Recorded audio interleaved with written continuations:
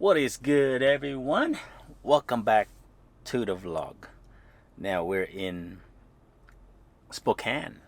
Y'all remember the vlog? Last time we were here, we actually made some pretty good money over here doing Amazon. We were here for about 5 weeks. Made some doggone good money for 5 weeks, but that's no longer the case. For as of today, that's no longer the case. But we're here. We're looking for loads, right? So there was some things I learned. Looking for loads, especially when it comes to timber. So what I did learn is that you can actually find these people would actually work directly with carriers. A lot of these places where timbers are shipping and whatnot. So it gives you a few more hundred compared to somebody like a broker, because these brokers, man, they taking too much off the top. The shipper would actually post on truck stop. So I found them on truck stop and I called them up. There was no MC, so I was kind of a little bit wary about that. So I was like, man, how come you guys ain't got no MC? They're like, well, we're the shippers. We have a DOT number, but we are the shippers, you know. So I was like, you know what, let's go take the chance, you know. They said they pay within 14 days. So as soon as you deliver, you send the proof of delivery in and you get paid within 14 days. They sent a check. So all they needed was a W-9, my authority letter, and what was it? And the insurance certificate. That's it. You didn't even have to name them as a cert, you know, insurance holder, cert holder. So you know what? We're gonna take the chance on these guys. I'm reading that they've been in business for a few years and they have a diamond status on truck stop. So that's okay.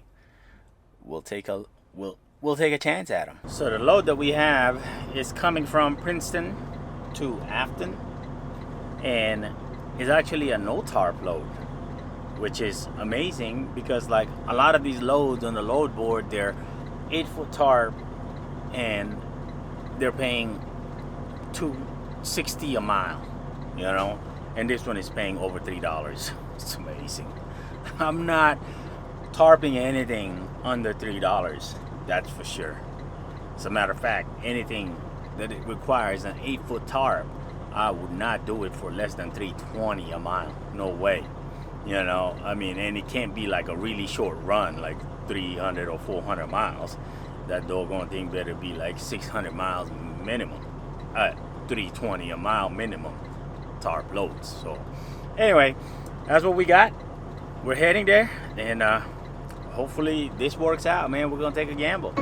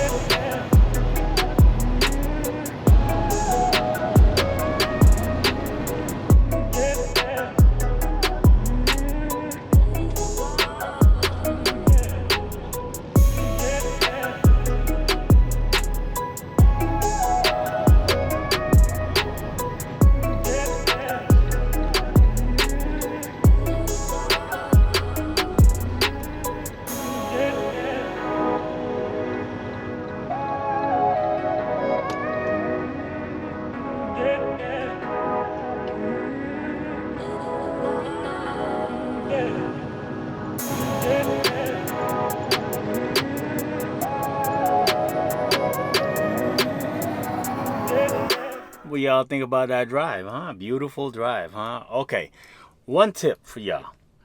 When you're going through little towns like that, man, just slow down. There's way too many blind spots. There are way too many farmers on the road, you know. Hey, they got to get on with their life too, you know. I mean, you're a visitor, so have respect for them, you know. But anyway, we're here. We're on site. Look at this. It's nothing but lumber out here. Check it out. I think this is us. We're gonna get ready to get loaded. This is no, that's not us. When it comes to flatbedding, you should always know the center of your trailer. But when it comes to loading lumber, you just leave these guys alone. They know what they're doing. It's not their first rodeo, so they definitely know what they're doing. So you just leave them alone. You see where they set that that one right there? Basically, that's to prevent me from overweight. So this should be around, I think they're probably gonna try to load me heavy. Like they're gonna try to maximize it, but at the same time it depends on the order. So here he comes. One thing I don't miss about hauling lumber though is how heavy it is, number one, right? One thing that impressed me though every time is like, look how close they are. Look, this is our trailer, and then you should track all of that. We're at 33,560 on the tractor. God goodness, these boys are amazing. Okay, if you're looking, if you're paying attention, look what I've got the other day. Oh my goodness. Take a wild guess. Comment it down below. See how much I paid for this box. Go ahead, take a wild guess. I did install this myself, and if you look right there, I had to go get all the hardware from Spokane hardware store. I was able to find all of it, but it wasn't easy. And she's on it. She's on there solid. So I had to put the rubber on there. But my goodness, take a look at that, right? Man, starting to look more like a flatbed every day. Every day we're starting to look more like a flatbed. Look at that in all its glory. My goodness. That's a freaking box. That's an impressive box. Now, look.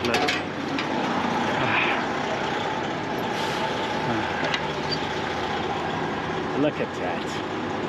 My goodness. That's a beautiful box. All right. I ain't gonna let you outwait and let you know how much I got this box for. I did get this box for $650. After taxes, it was $710 or $1, something like that. Anyway, look at this box, man. I mean, come on, right? My goodness. This thing holds everything that I have. Oh, man. All right, here we go. So securing this is pretty much straightforward. Ain't nothing to it. I mean, we're gonna put 1, 2, 3. I'm probably gonna put four straps there. We're gonna put 1, 2, 3 here. We're gonna put 1, 2 here, maybe one more on that one, because this one is also long. Yeah, this one is also long. It looks like it's plywood. I don't know, actually no, it's like 2x4. So, but that's it. I think we'll put actually just 2 in the back is fine, you know. It's amazing. It still amazes me how these dudes just drive these forklifts and just like, my goodness, how do you even do it, you know? All right, well, enough talking. Let's secure.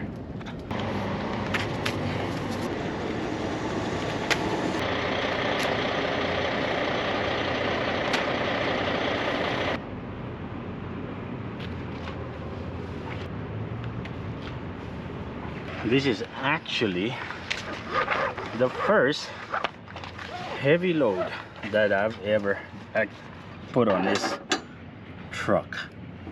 You know how I've done nothing but Amazon stuff, so that stuff ain't, you know, the most weight I had with Amazon was actually like around 32, I think. Yeah, I'd say around 32. So Amazon hasn't been bad as far as weight. It's just their rates right now is just very good, man. Like, I mean, this truck is gonna have a hard time with this weight, you know. But you know what? It's okay, because we're just gonna take it easy. A little bit of weight, a little bit of max weight here and there ain't gonna hurt the truck. At least I hope not. My goodness. I still have to try to figure out what's the best route getting out of here. So we're in Princeton, Idaho. We're trying to go south. We're trying to go close to the 15. So I don't know. I don't really know what's a good route. I think there's a 12 that we can take from here, but I have to take a look. I mean, we're loaded heavy. I have to consider what kind of crap we're gonna be getting into when you're routing yourself. So we'll see. I do like the drive coming in here though. Beautiful drive. I don't know if that's the same route everybody goes through. Well, I guess it depends on where you're coming from. Coming from Spokane, I took the 195 south, and then went what is that? Some Washington highway, 160 something maybe. Anyway, took those, took a bunch of small little state route, got us here. They didn't show no length limit on it, so we're okay. Also, let me talk about, you know how heavy this thing is, right? This thing weighs like, this is over 48 pounds or 48,000 pounds.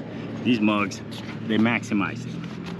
So because we weigh empty 3680, so they maximize the crap out of it, that's for sure. Anyway, when you're putting in straps, right, the DOT only working load limit is you actually only need 50%, you know. So if this thing is calling for 5,400, technically that 5,400 should be able to secure 10,000 pounds.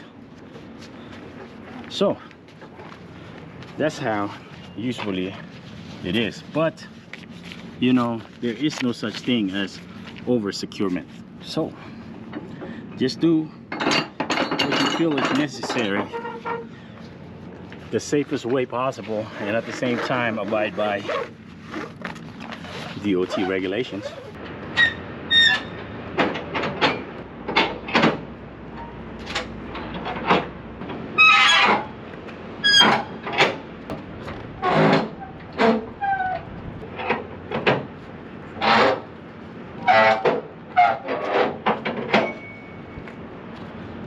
So we're showing, we got a lot of options we're showing, but we could also do like the 12, go down to the 12 and then go across. I don't think we want to do that. We'll just go ahead and go back up on the 95 and pick up the 90 and then go through there. Easy. Make it easier on us. Don't need to be messing around with this heavy ass load at these. Great. Let's do it. Well, here we are. Good morning, good morning, good morning.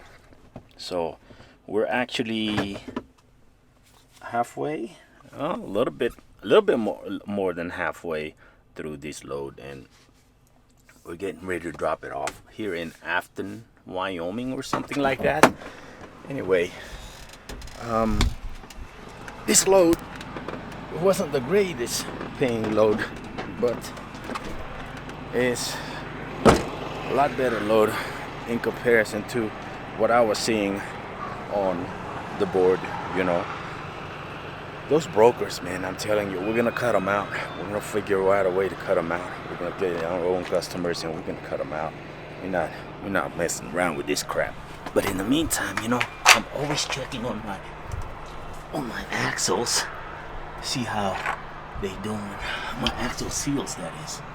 Actually, not bad, not bad, not bad. Check this one. Yeah, not bad. Nose brakes Those brakes are working pretty good. Man, I'm so fortunate with this freaking trailer. I'm so happy. Like, you know, I changed those, right? Man, that one's a little overfilled, but I put the recommended oil all across the board, and I feel like it's a little thinner than what I usually see, but it's actually not bad. It's holding up, and these seals are holding up, so I'm hold on. Okay. Yeah, no leaks. And no leaks. So this load paid $2,000 to go 650 miles. So it's still over $3 a mile, which it is our goal, but it is a heavy ass load, but it's strap only. So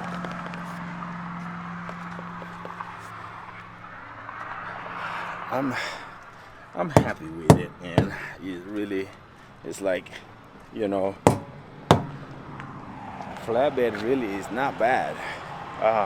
When you compare it to van, especially the way the van rates is right now, flatbed is not bad. The only thing is that when it takes a little bit more work, you know, that's okay though. That's okay. And the loads are a little bit more heavier, so you just charge accordingly, you know. This load is actually not a brokered load. It's a load that's directly from the shipper. And at that rate, directly from the shipper, just imagine going to the load board.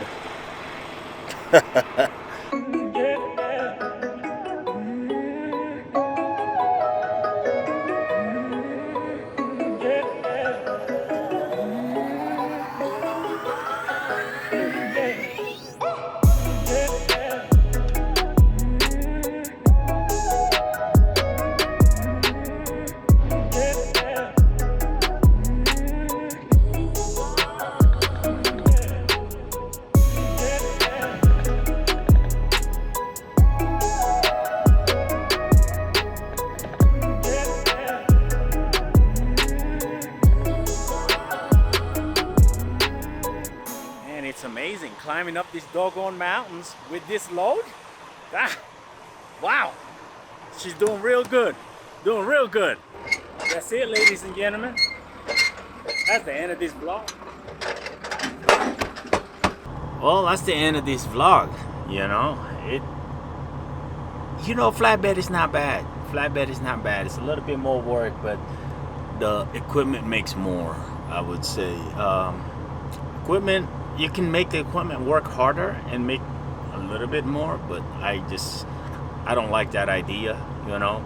I say moving the truck at no less than $3 a mile, you know, and especially now that the fuel is going up a little bit more. So, you know, we'll see what the next load brings us out of the Salt Lake area or over here in this area where it's desolate and remote. Look, I'm at the truck stop right now. See? It's beautiful out here though. So this is like the tri-state area of Wyoming, Idaho, and Utah. So, all right. Well, we'll see y'all in the next video.